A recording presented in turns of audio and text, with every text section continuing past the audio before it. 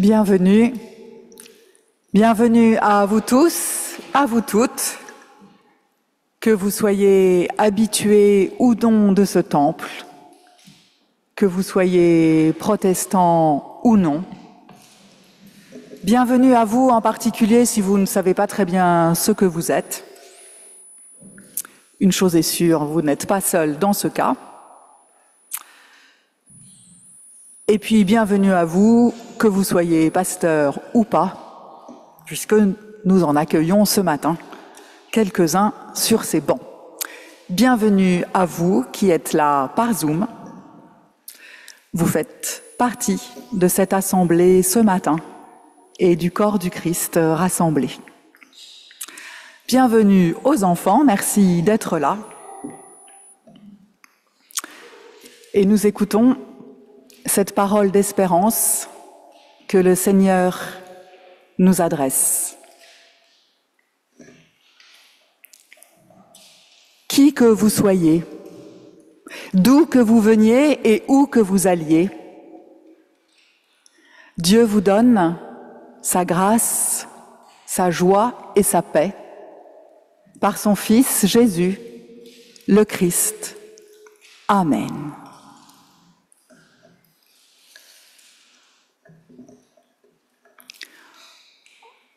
En réponse à ce don que Dieu nous fait, nous allons lui dire merci. Et c'est Jacqueline qui nous conduit dans la louange. Seigneur Dieu, nous sommes réunis en ce lieu grâce à toi. Tu as appelé chacun ce matin. Nous sommes ta communauté rassemblée pour écouter ta parole.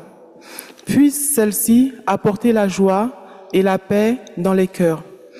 Dieu, digne de louange et d'adoration, nous te louons, toi qui révèles en nous toutes choses. Nous te disons merci pour ta bienveillance. Seigneur, rappelle-nous que tes paroles sont comme une lampe, l'enseignement est une lumière. Permets-nous toujours de suivre le chemin qui nous conduit à la vie. Amen.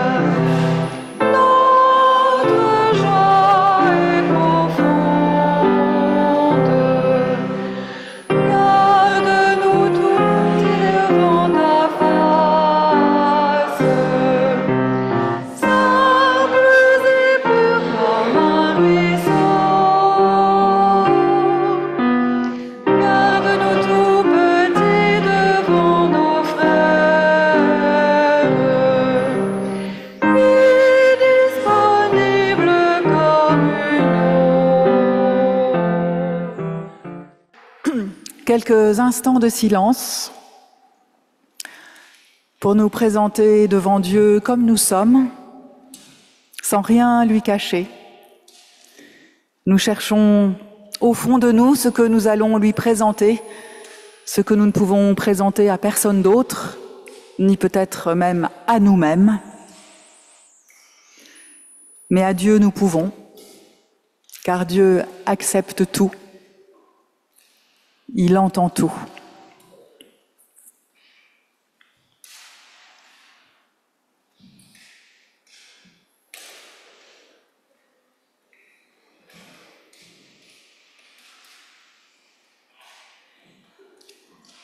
Qui sommes-nous, Seigneur,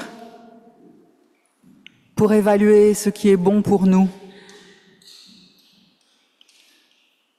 Trop souvent, nos désirs ne nous élèvent pas. Nos demandes ne nous édifient pas. Nous voulons ce matin ouvrir les mains, nous abandonner à ta grâce et dire « comme tu veux, comme tu sais ».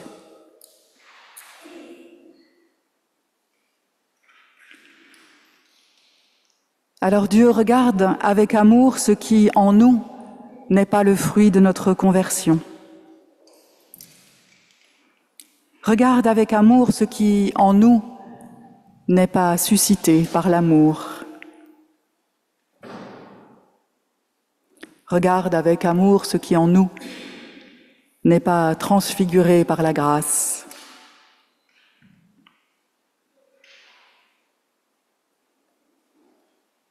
Oui, Dieu, c'est comme tu veux, c'est comme tu sais.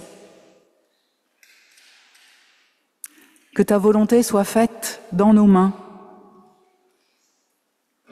qu'elle soit faite par nos pieds, à travers notre bouche, dans nos cœurs, par notre regard. Pour que ta volonté se fasse en nous, nous tendons les mains, nous ouvrons notre cœur, nous offrons nos pensées et nous accueillons ta parole. Amen.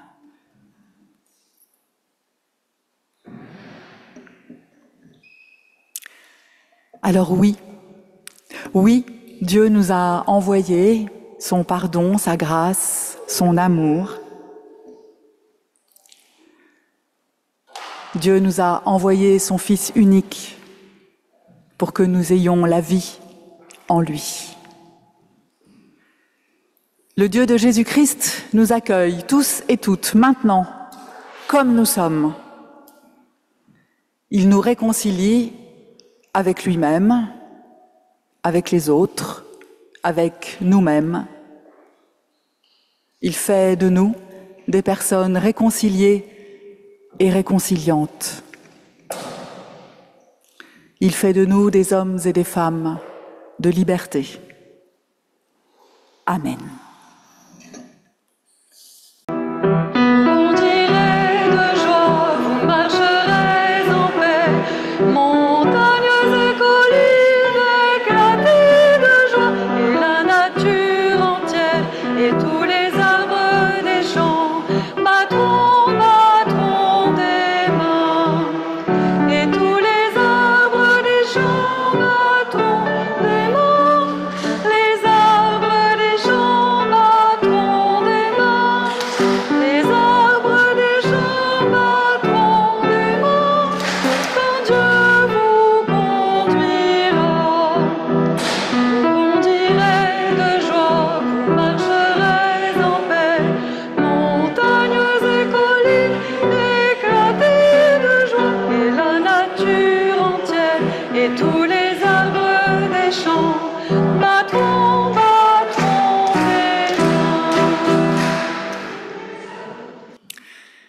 Avant de lire le texte du jour dans la Bible, nous prions.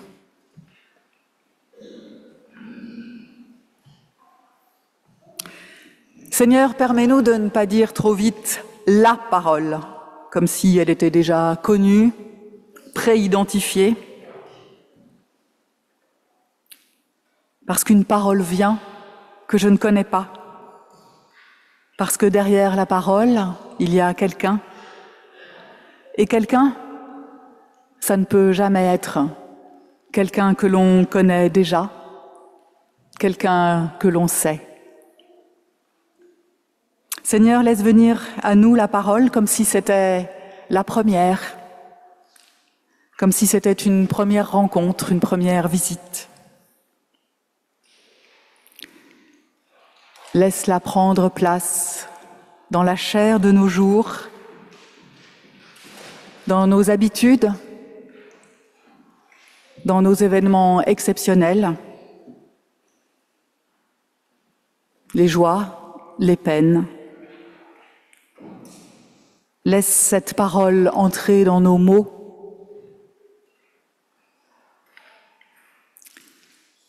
pour qu'elle renouvelle les nôtres, que notre propre parole soit nouvelle et vivante, pour qu'elle me mobilise dans mes oui et dans mes non. C'est ainsi que ta parole continuera à prendre chair, à créer et qu'elle nous sauvera des mots vides ou trompeurs.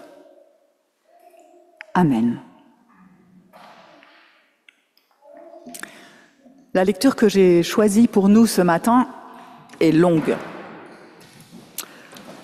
Je vais faire quelques petits commentaires en cours de route pour essayer de faciliter la compréhension. Et tout d'abord, c'est une scène qui commence dans la ville d'Antioche, où Paul et Barnabé s'occupent de la communauté qui a rallié le Christ.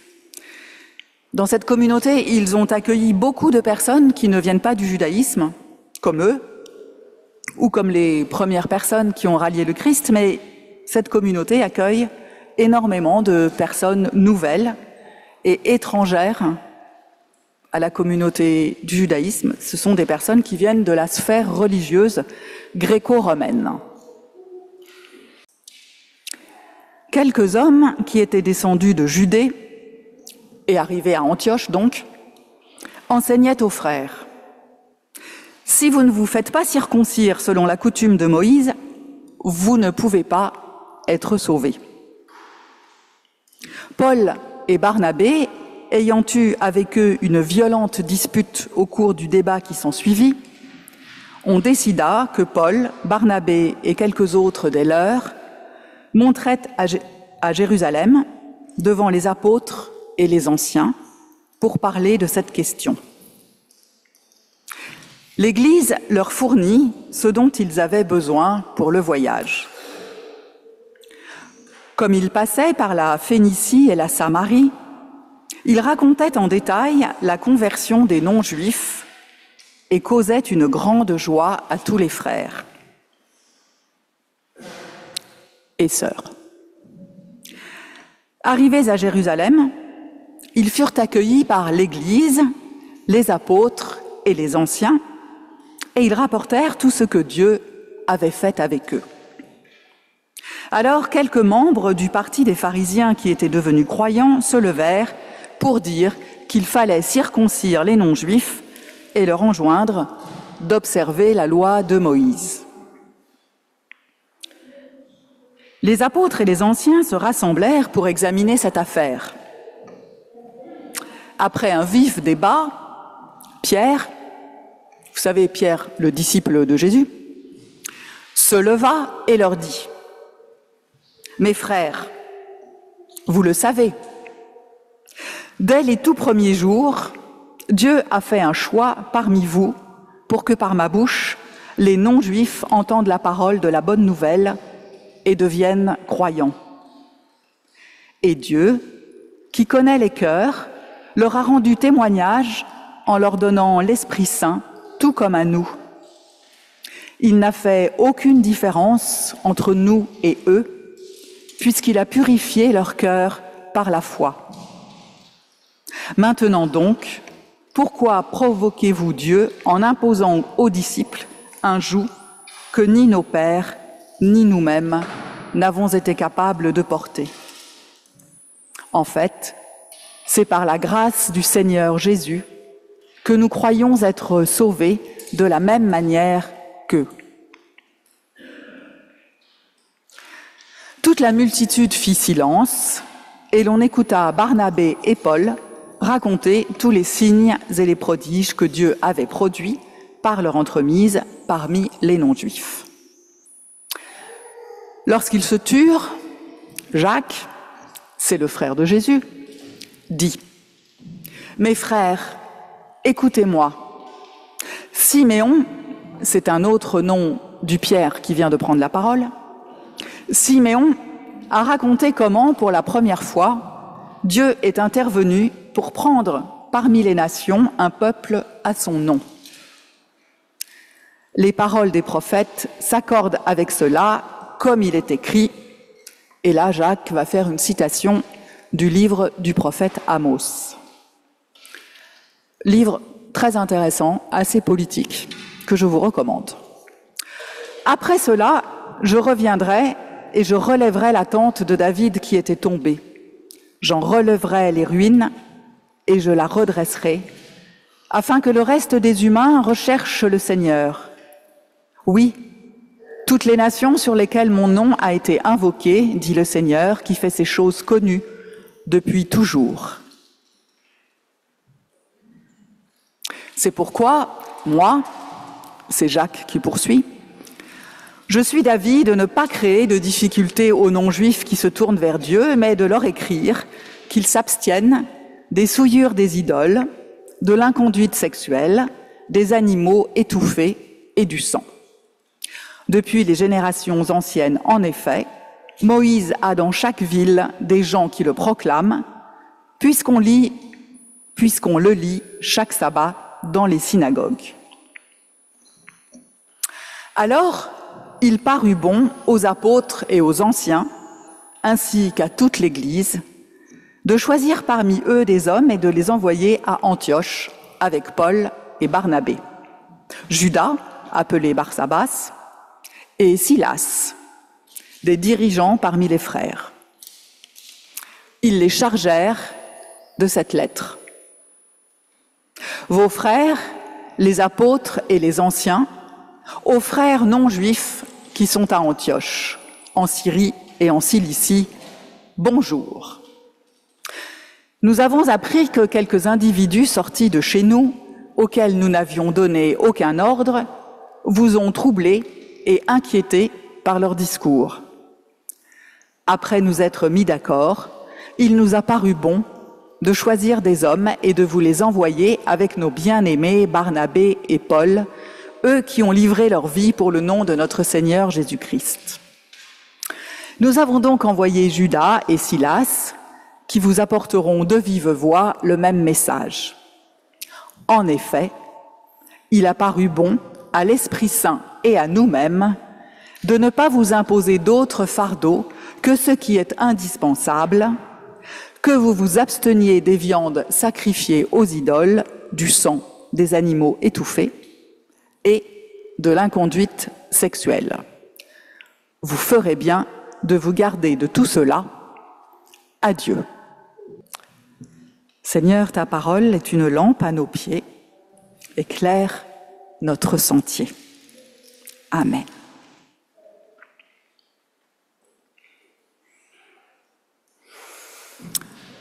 Alors ce récit, je crois, est fait pour nous.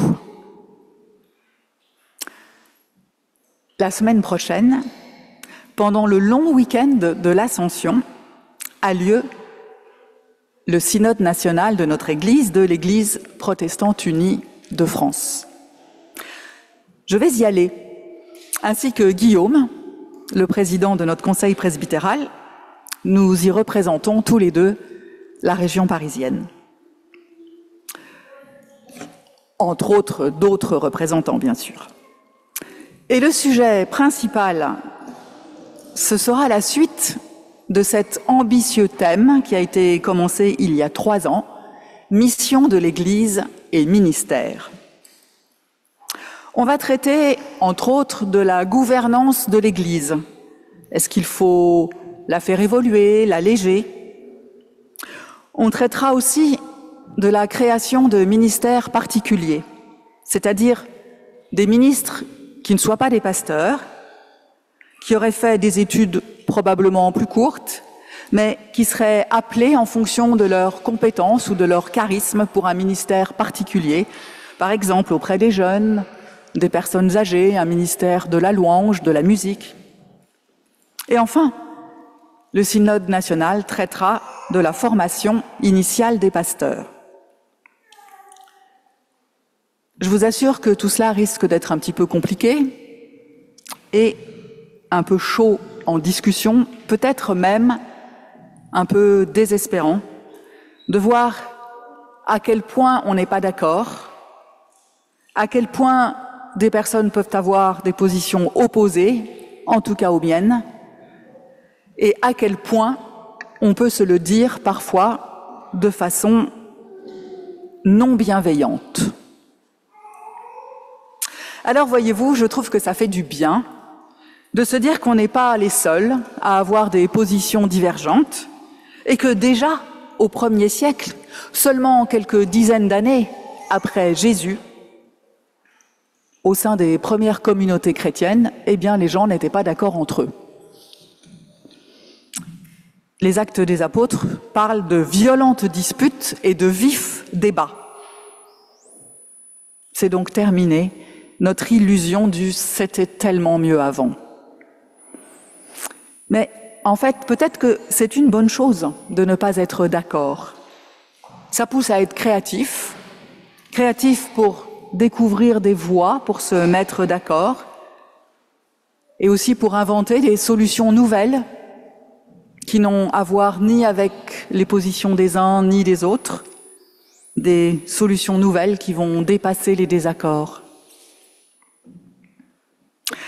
La question qui se pose à Antioche, c'est quels sont les éléments de foi irréductibles, les critères d'appartenance non négociables, indispensables, nous dit le texte, pour faire partie de cette nouvelle communauté. Quand on vient d'un monde complètement étranger au monothéisme et à la religion juive, comme pouvait l'être le monde gréco-romain, en l'occurrence un monde polythéiste, est-ce qu'il faut faire comme tous les anciens de la communauté et embrasser d'abord la loi juive pour prétendre entrer dans cette communauté nouvelle qui en est issue?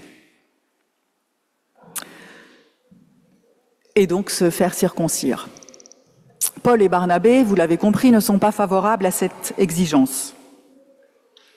On ne sait d'ailleurs pas pourquoi, en tout cas pas dans ce texte. Est-ce que c'est parce que la circoncision est tellement associée à l'identité juive que déjà ils veulent s'en séparer, s'en distinguer? Ou bien est-ce que c'est parce que c'est un geste assez invasif qui risquerait de décourager les potentiels nouveaux venus? Est-ce qu'on est dans le pragmatisme ou dans le dogmatisme? C'est une question assez intéressante pour notre paroisse ici, qui accueille des nouvelles personnes quasiment tous les dimanches, qui le plus souvent ne sont pas d'origine protestante. Est-ce que l'on exige d'eux d'assimiler tout le protestantisme, sa réformée bien sûr, sa théologie, ses dogmes, ses rites, ses cantiques, ses grands théologiens et son assemblée du désert, le tout dans un package indivisible? Quel est le moule auquel on demande de s'adapter pour être protestant et membre de notre communauté? Alors je vous demande, est-ce que vous avez l'impression de faire partie d'un moule? Et quand vous vous regardez les uns les unes des autres, les unes les autres, est-ce que vous avez l'impression que votre voisin fait partie du même moule que vous?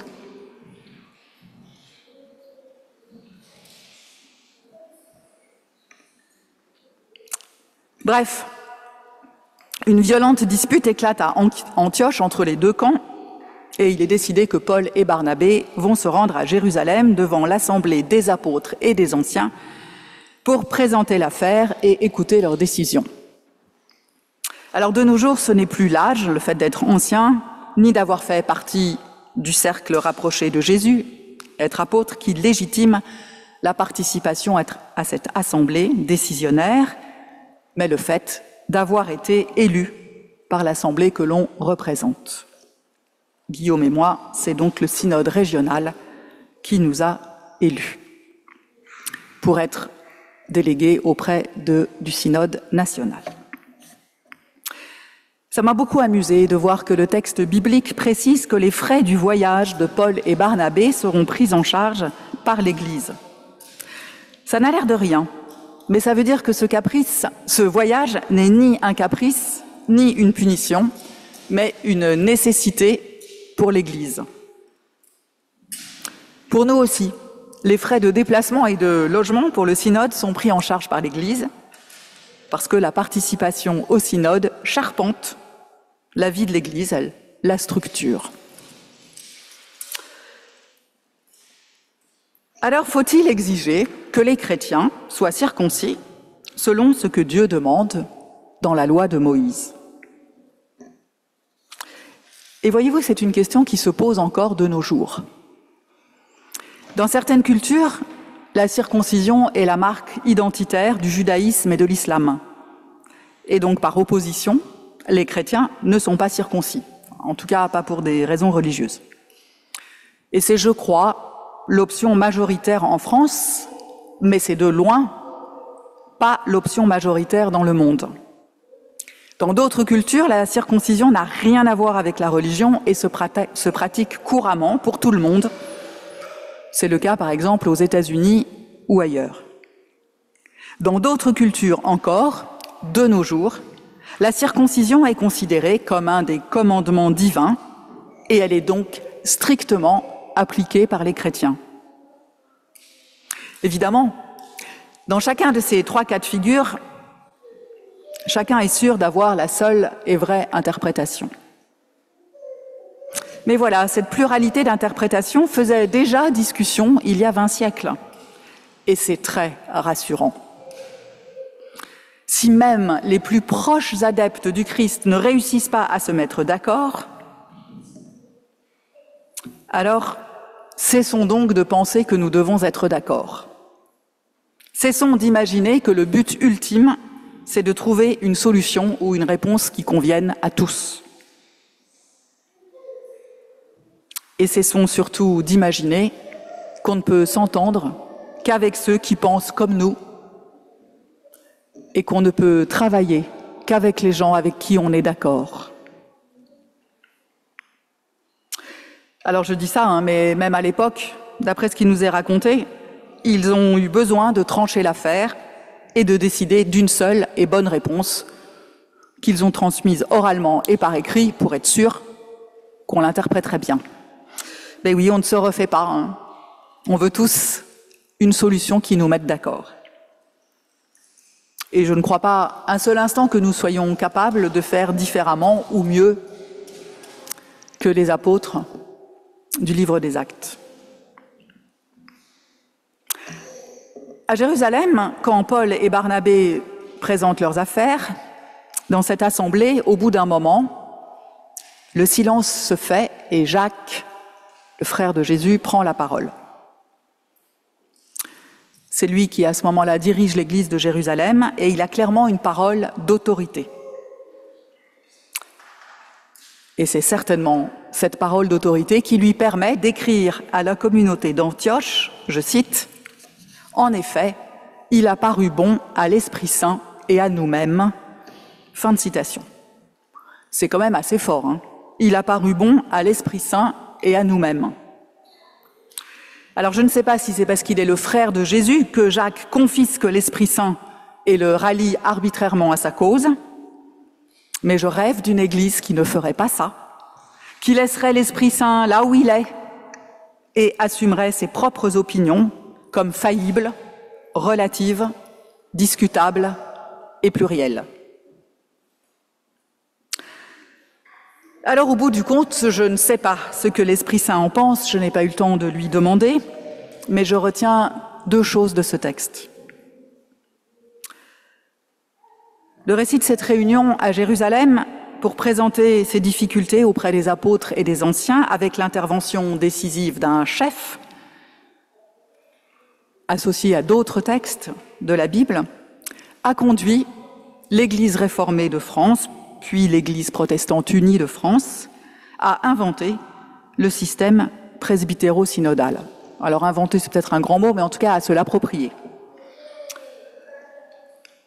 Et les mêmes textes ont conduit l'Église catholique à inventer la papauté. Alors, ce qu'on appelle le système presbytéro-synodal, c'est un ensemble d'assemblées, de pasteurs et de non-pasteurs, à différents échelons, l'échelon local, c'est la paroisse, l'échelon régional, l'échelon national, qui dirigent dans un ballet de consultations et de décisions qui valsent d'un niveau à l'autre, en montant, en descendant, et qui garantissent la collégialité des décisions, parfois un tout petit peu l'usine à gaz aussi. La papauté, j'explique pas, tout le monde sait ce que c'est. En gros, c'est le contraire du système presbytéro-synodal. Un seul niveau, une seule personne décisionnaire.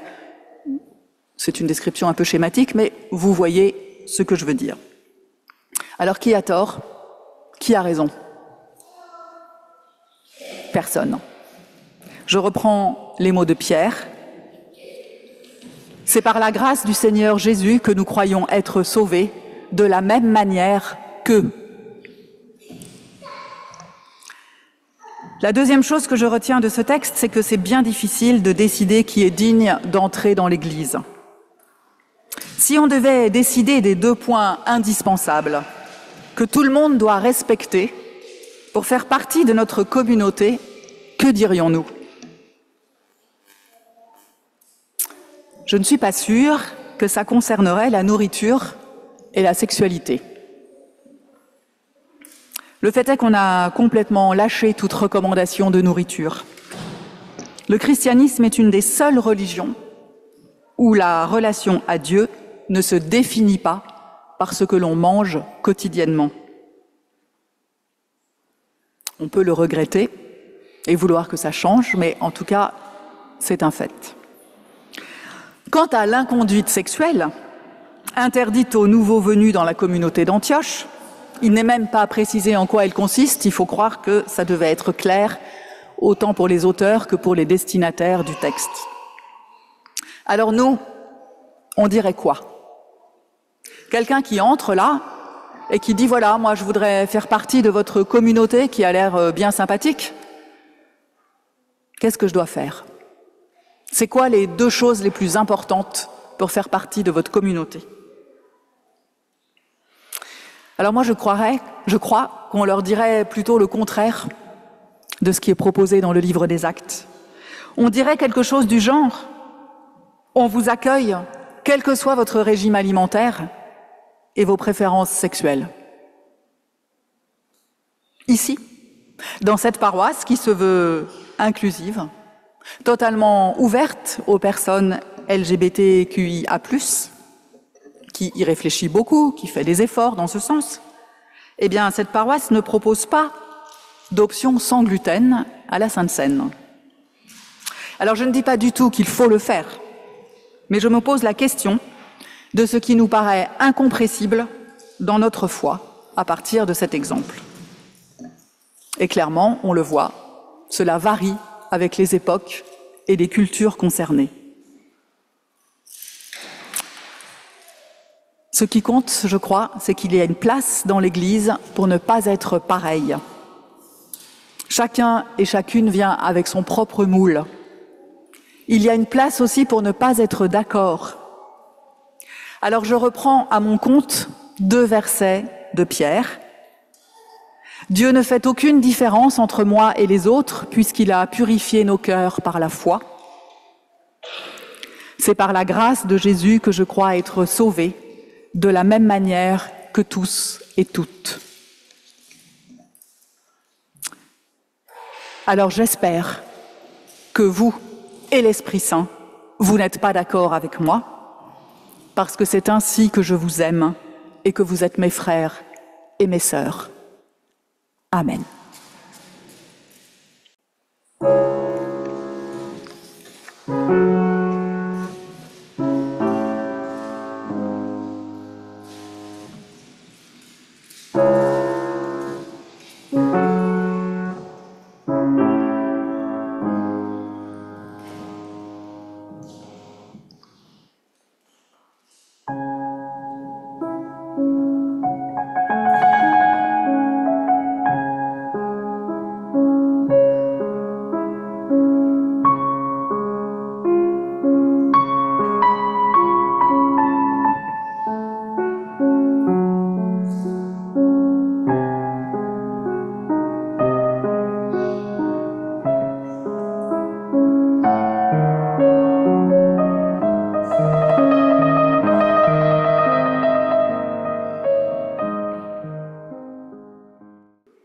Alors c'est le moment de l'offrande, ce moment qui est d'une certaine façon une participation au culte, une façon aussi de redistribuer nos biens, et de nous offrir, de nous ouvrir à la parole de Dieu.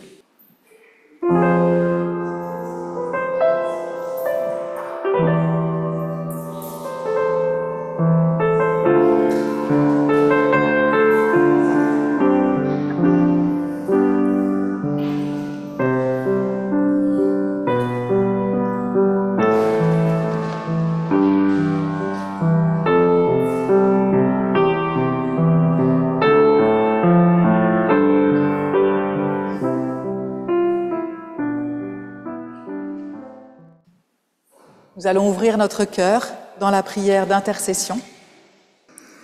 Père, nous te demandons de bénir la semaine qui vient, d'y accompagner chacun et chacune de nous dans ses relations et ses affections, dans ses engagements et son travail, dans les bons et les moins bons moments de cette semaine à venir. Donne-nous à tous de la force, de la paix, du bonheur. Donne-nous du discernement. Donne-nous le pouvoir d'être utiles à la vie toute cette semaine. Donne-nous de trouver du sens à ce que nous faisons et à ce que nous vivons, même et surtout quand la vie nous est hostile. Père, bénis notre monde, et puis bénis la nuit qui vient. Bénis ceux que nous aimons, et ne cesse pas de nous accompagner à chaque instant. Nous te le demandons au nom de toutes tes promesses portées par Jésus-Christ. Unis à tous nos frères et sœurs en Christ, nous te disons la prière que tu nous as transmise.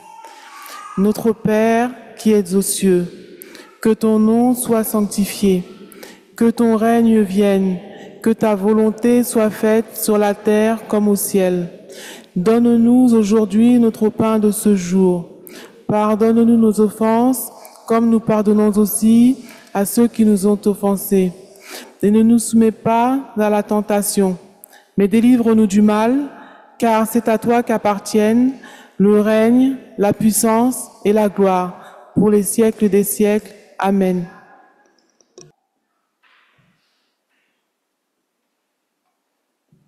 Vous allez quitter ce temple, sortir dans la rue. N'oubliez pas, le Christ vous y précède. Il est dans la rue, il est chez vous. Il est au foyer Le Pont. Il est avec vos voisins, avec cette personne que vous allez aider, cet autre avec qui vous allez partager votre repas, cet autre que vous allez écouter. Il est avec toutes les personnes malades, emprisonnées, en deuil. Le Christ vous précède, il vous attend.